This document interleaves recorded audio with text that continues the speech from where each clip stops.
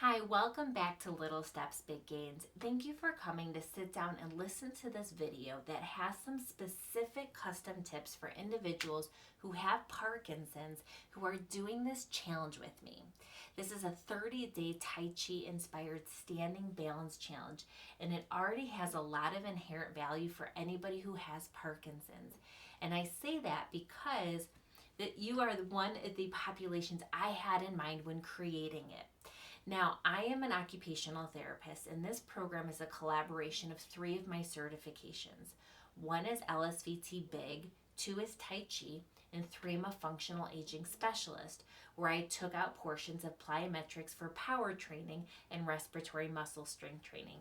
And the only reason I share that with you is to show you the collaboration of resources that I've tried to put together for you. Now, this particular video has specific custom tips that might make it even more beneficial. So first and foremost, when an individual has Parkinson's, there is what is called a sensory motor disconnect. And what I mean by that is there is an incorrect feedback between the brain and the body. So 2 examples. An individual may perceive that they're projecting their voice at a normal volume when in fact they may be whispering. Or that individual may feel that they have a normal stride length when they are shuffling. That is a sensory motor disconnect where there's incorrect feedback between the brain and the body. So what we want to do with that is we want to override it with intentionality. We want to be extra big and extra loud, okay? So for the big portion, now this program is already big. The hands are big, they're long, and the posture is big for this reason. But what we can do is, if you have Parkinson's, add 2 things. First off, for the arms, you can add a finger flick. And then for the legs, you can add a stomp. So first off, finger flicks.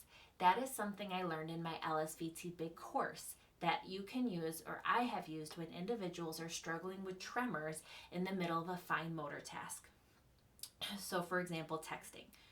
I'll have my resident put the phone down and let's do our finger flicks together 5 to 10 times. Then let's pick up the phone and resume, and it seems to calm the tremors a little. And this is also in my video called Tips for Tremors.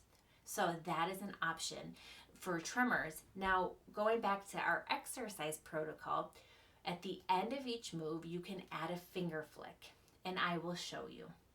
Now, in the lower body, the legs, you can add a stomp. So one of our moves is we're going to go to a draw the sword, okay? With draw the sword, we're holding on, and our hand is across our pocket. We have to step slow because that is the Tai Chi portion of the exercises, okay? So we step slow and big, right? We open up and breathe in. And if you have Parkinson's, add a flick at the ends, okay? And then come on back down. And all of us in our exercises, we're trying to do plyometrics where we push ourselves back. Now, if you have Parkinson's, do that as well. But now for you, add a stomp at the end, okay? That's part of LSVT Big as well, but it adds that big movement for that feedback between the brain and the body. So I recommend, to make it better, add flicks with the hands and stomps with the feet on the way back.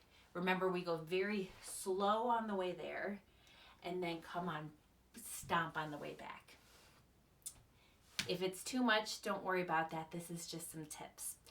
Now, for the loud portion, I highly recommend that you count. And then when I mean count, I should say shout.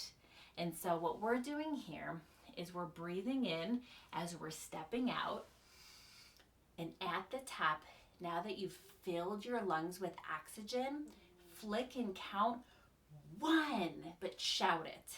Okay, shout it over my music, okay? And then come on back down and stomp, okay? So for all of the moves, for you, add counting. But by counting, I mean shouting, so it's loud, okay? So those are some extra ways to be big and loud. Now, one more quick thing. If you've done this routine yet with me, you'll see that Each one of the routines, we do 3 exercises, and we do 3 on one side of the body and 3 on the other side of the body. And the reason why I didn't do, back and forth is because I wanted to avoid pivoting a lot, because pivoting can trigger episodes of freezing if you have Parkinson's. And I didn't want to do a program that had tons of pivoting in case individuals with Parkinson's are participating and then they start to struggle. So that's the reason why. But when it comes time for pivoting, if you're struggling turning around because of a freezing episode, try a clock turn strategy. And what I mean by that is keep one foot planted and then just pivot the other foot around it. That is called a clock turn strategy. And it's also included, I did a video on tips for freezing that I've learned over the 11 years of putting together tips for freezing, and that's in there as well. So if you're struggling in this program with me with the pivoting, I did try to avoid it, but that's a technique to try as well. So I hope those little tips and tricks come in handy for you, because this is a program that I created with you in mind. And you're amazing for doing this. Exercise is medicine, and you are changing the brain.